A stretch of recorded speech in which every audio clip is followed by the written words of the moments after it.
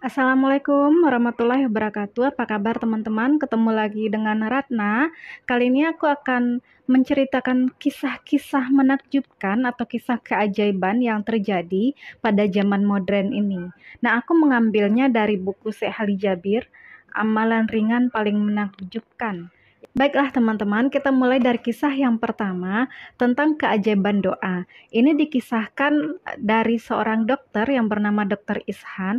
Beliau tinggal di Pakistan. Dokter ini dokter terkenal yang bisa mengobati berbagai macam penyakit, termasuk penyakit-penyakit langka seperti penyakit orang tidak bisa bergerak, patah tulang, dan sebagainya yang susah diobati. Tapi dokter ini dalam pengalaman-pengalamannya bisa mengobati penyakit-penyakit tersebut. Maka dia selalu dipanggil di berbagai seminar di belahan bumi, di belahan dunia, maksudnya di negara-negara lain. Nah, dokter ini kemudian ada seminar di India pada suatu hari. Nah, kemudian pesawatnya dari dari Pakistan ke India itu kadarullah mengalami gangguan dan harus melakukan pendaratan darurat. Pada saat itu ada cuaca yang tidak stabil dan sebagainya sehingga pendaratan darurat, dan untungnya alhamdulillah pendaratan daruratnya selamat. Tapi si dokter ini kan harusnya sampai di India pada hari itu juga. Namun tidak ada pesawat ke India di proses dia melakukan pendaratan darurat itu. Yang ada adalah mobil. Dia akan sampai di tujuannya di kota India pada 4 atau 3 jam kemudian. Maka dengan sangat marah, maka dia pergilah naik mobil. Dia sangat kesal awalnya dengan keadaan yang dia alami. Namun kemudian ternyata tidak selesai sampai di situ. Di perjalanan ada cuaca yang buruk juga, awalnya baik-baik aja, sesampainya di sebuah desa, malah mereka tersesat. Tersesat, bahkan kemudian mobilnya berhenti di depan sebuah rumah. Rumah itu sebuah gubuk yang dihuni oleh seorang ibu bersama seorang cucunya, seorang nenek bersama seorang cucunya. Akhirnya mereka dijamu, kemudian di rumah itu makan dengan ala kadarnya. Kebetulan dokter ini memang lapar juga. Namun ternyata disinilah kisah keajaibannya tentang keajaiban doa tersebut. Si nenek ini, cucunya tersebut ternyata sakit dan dia tidak bisa bergerak sama sekali. Jadi setiap saat dia hanya bisa ke kiri, ke kanan, dan kemudian si nenek ini bercerita sudah 3 bulan atau sekitar lebih dari itu, kondisi cucunya demikian. Maka orang-orang mengatakan ada seorang dokter dari Pakistan yang bisa mengobatinya. Tapi si nenek ini tidak punya uang untuk mengobati sang cucu. Maka kemudian dia hanya berdoa, dan doalah yang menjadi senjata bagi nenek ini untuk kemudian mendatangkan dokter itu. Dan dokter itu adalah dokter yang datang ke rumahnya pada saat itu, dokter Ishan itu. Sampai akhirnya dokter Ishan ini menangis, kemudian mengobati si cucu nenek ini sampai sembuh. Dia akhirnya bisa mengambil hikmah di sana, ternyata doa si nenek inilah yang mengakibatkan pesawatnya harus melakukan pendaratan darurat, cuacanya kurang baik, kemudian akhirnya dia harus tersesat di jalan dengan mobil dan sebagainya. Ternyata berkat doa si nenek ini yang menjadikan dia harus mengobati si cucunya. Ini kisah keajaiban doa, dan ini terjadi pada belum 100 kisah keajaiban yang kedua dari membaca surat Al-Mulk.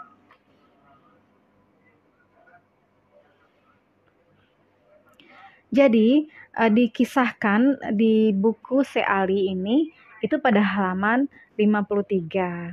Jadi ada seorang ibu yang meninggal, kemudian pada saat dia dimakamkan, ini kejadiannya bukan di India dan juga bukan di Arab, tapi menurut Seali kalau kalau nggak salah itu dia menceritakan di Asia juga, apakah di Indonesia atau di Malaysia, tapi yang jelas si ibu ini meninggal, kemudian pada saat akan dimakamkan, belum sampai ke pemakaman sudah mencium bau harum, bau wangi pemakaman perempuan ini. Nah, kemudian sampai dimakamkan, bau wangi itu terus ada. Orang-orang jadi bertanya siapa yang pakai minyak wangi begitu. Namun ternyata bukan minyak wangi. Ternyata kuburannya itu keluar bau harum wangi yang terus ada selama pemakaman. Bahkan kemudian si anak yang menguburkan ibunya ini, setelah pulang sampai dia mencuci tangannya, kan dia menggali tanah itu ya, kemudian menguburkan ibunya sampai mencuci tangannya, bahkan, wangi yang ada di tangannya itu masih tercium sampai 3 hari kemudian. Nah, ini diketahui oleh si Ali, dan si Ali sendiri yang kemudian bertanya kepada anaknya ini, apa kira-kira melalui telepon ya, melalui SMS diceritakan, apa kira-kira amalan yang dilakukan oleh ibumu sehingga bau wangi yang tercium di pemakaman beliau itu bahkan bertahan sampai 3 hari berikutnya begitu. Nah, si anak ini juga bingung, tapi kemudian dia menceritakan bahwa ibunya setiap malam sebelum tidur tidak melupakan membaca surat Al-Mulk. Maka pada waktu itu semuanya juga bertasbih bahwa memang surat Al-Mulk seperti yang dijanjikan oleh Rasulullah akan menyelamatkan kita di alam kubur. Maka jangan abaikan surat Al-Mulk karena faktanya terjadi di penguburan seorang perempuan itu, ibunya si anak tadi yang tercium bau wangi di pemakamannya, yang tercium bau wangi sampai 3 hari kemudian bekas tangan anaknya yang menguburkan. Jadi memang surat Al-Mulk itu adalah keselamatan di alam kubur. Nah, ini perlu kita yakini dan perlu kita amalkan setiap hari untuk membaca surah Al-Mulk. Dan kalau bisa itu dibaca sebelum tidur. Jadi itu keajaiban yang kedua, kisahnya bukan terjadi pada Rasulullah, pada zaman Rasulullah, tapi pada zaman modern ini. Kisah keajaiban membaca surat Al-Mulk dan insya Allah husnul khatimah karena itu dijanjikan akan menyelamatkan di alam kubur. Nah, kemudian kisah yang ketiga. Kisah yang ketiga ini diceritakan pada halaman 110 sampai 115. Kisah ini terjadi di Madinah. Di Madinah, jadi dikisahkan oleh seorang pendakwa yang cukup terkenal di Madinah. Tidak diceritakan siapa namanya, tapi sang pendakwah ini bermimpi 3 malam berturut-turut. Dalam mimpinya itu diperlihatkan sebuah nomor HP dan namanya, dan diperintahkan agar menghubungi orang itu dan diajak umroh begitu ke Mekah. Mekah Madinah sih sebenarnya nggak terlalu jauh, bisa dalam 1 hari ya, 6 jam atau kalau sekarang mungkin ada kereta cepat kan jadi lebih cepat.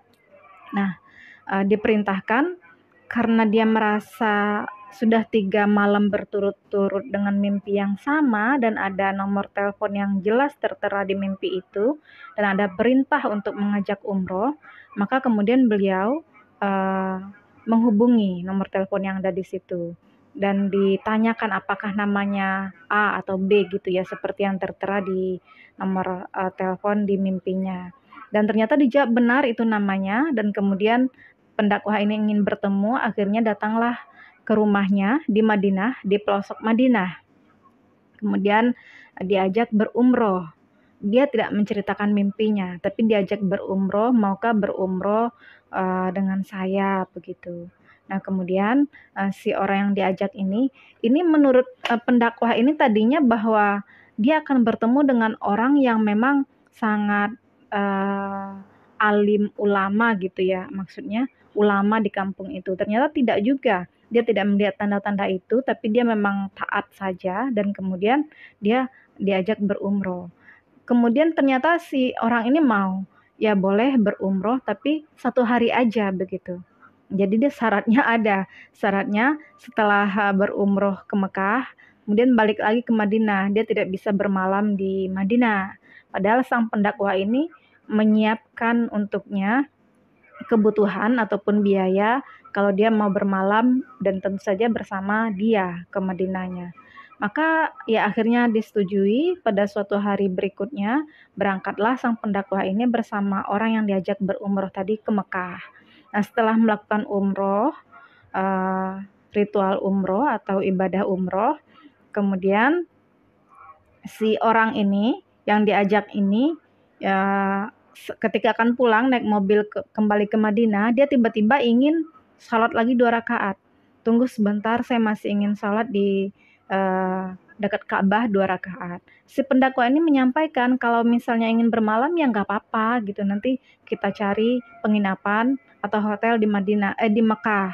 Tapi ternyata dia tidak mau bermalam, dia hanya ingin melaksanakan sholat kembali 2 rakaat, kemudian balik ke Madinah.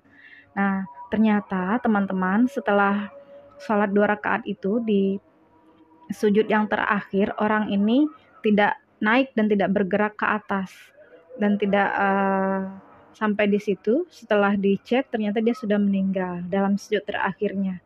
Dan itu tentu saja husnul khatimah di Makkah dan setelah selesai umroh. Maka kemudian setelah proses penguburan selesai di Mekah tentunya dikuburkan karena dia meninggal di sana. Nah, si pendakwa ini balik ke Madinah bersama keluarganya dan kemudian dia bertanya kepada keluarga si orang ini, apa sebenarnya amalan yang dilakukan oleh orang ini sampai kemudian di mimpinya dia harus mengajak orang ini untuk umroh dan bahkan mimpi itu berturut-turut 3 malam. Nah, kemudian diceritakanlah bahwa dia punya seorang tetangga yang miskin, seorang perempuan. Nah, si orang ini yang meninggal tadi mengatakan bahwa setiap hari dia memberi makan tetangganya. Kalau misalnya dia belum memberi makan tetangganya, dia juga akan belum makan begitu. Jadi itu amalan yang selalu dilakukannya setiap hari. Nah, ternyata itu adalah amalan yang mengantarkan beliau menjadi husnul khatimah dan bahkan meninggal di Mekah di sujud yang terakhir setelah umroh di Ka'bah lagi di dekat Ka'bah. Nah, ini sangat sangat besar ya pahala memberi makan itu. Selain bersedekah dengan uang, memberi makan itu adalah sesuatu yang sangat besar manfaatnya dan sangat bernilai di mata Allah Subhanahu wa taala, walaupun makanan-makanannya mungkin makanan yang kita makan sehari-hari.